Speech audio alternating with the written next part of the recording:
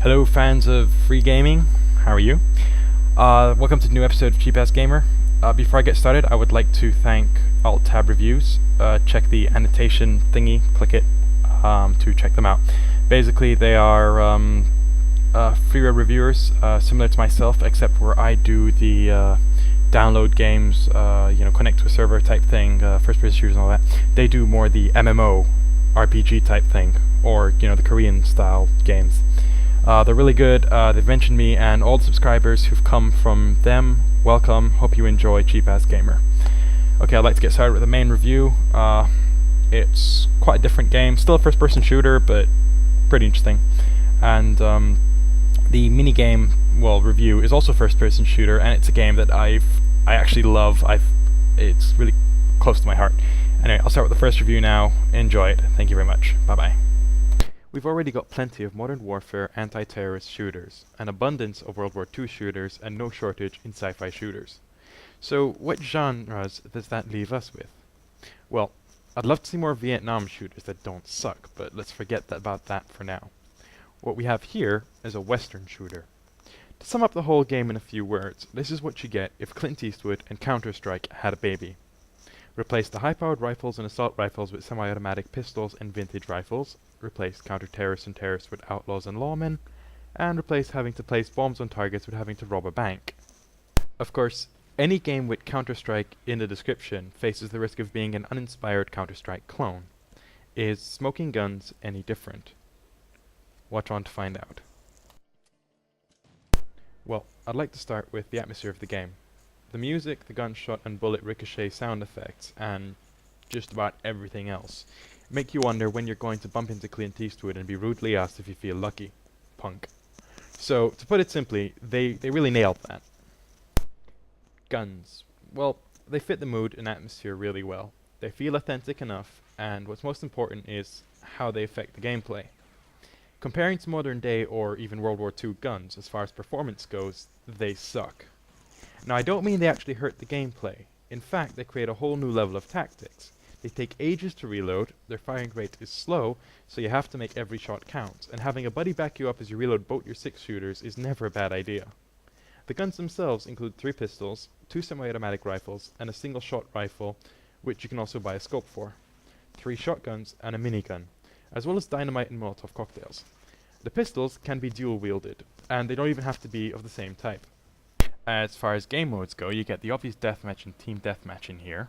Then the next 2 game modes are perfect for the Western theme. Duel mode, where you start facing away from each other, only use pistols, and have to fight each other in a one-on-one duel. Then there's bank robbery, which is certainly the highlight of the game. Both teams start out with a crappy pistol, then they buy guns with extra money they get from killing other players or by successfully robbing the bank. They can also buy extras like a boilerplate to protect their chest or extra ammo. Then, one team must find the safe, blow it open with dynamite, and take the money bag to their spawn point, while the other team must keep that from happening. Both teams also win by successfully eliminating the entire enemy team. The level design is also pretty good. It's perfect for the theme, but it doesn't keep you constricted. It does allow the freedom of movement that comes with most Quake 3 games. Final comments on Smoking Guns. Well, it's probably an acquired taste, as the slow reloading, slow shooting may result in quite a lot of frustration.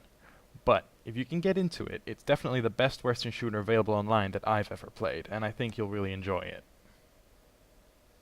So the final ratings are, overall, 4.5 out of 5. It's original, it's fun, and it's got a very Clint Eastwood atmosphere. What more can you want from a Western shooter? Low spec, 4 out of 5. It's on the Quake 3 engine. By the way, just about every game I've reviewed so far on the Quake 3 engine is also available on Linux. Just thought you should know. X-Operations, or X-Ops, is a free first-person shooter that holds a special place in my heart. I've been playing this game long before I ever discovered the Quake 3 engine and other hardcore online games.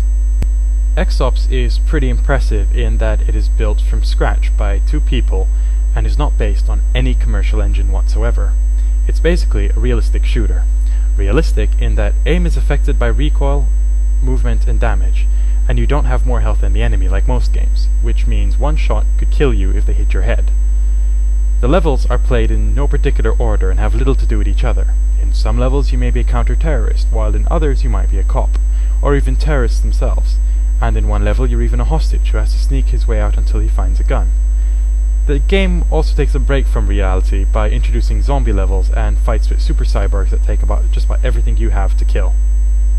The mission objectives vary from level to level. Some have you exterminating every enemy, others have you killing a specific character, some have you defending somebody, and others have you escaping the level.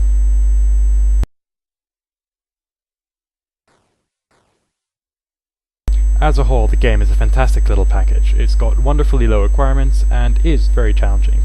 Its main faults, though, are the clunky animation, the horrible AI, which, in all fairness, isn't that bad, but once you turn the corner they just tend to forget you were ever there. And your character does walk rather slow. One more thing, the game has an editor, and you can find many levels and missions, as well as reskins and new weapons available for download. There is also an online multiplayer version of the game, but it's a single player I had originally fallen in love with and wanted to review. But you can find the multiplayer version on the link provided. Thank you.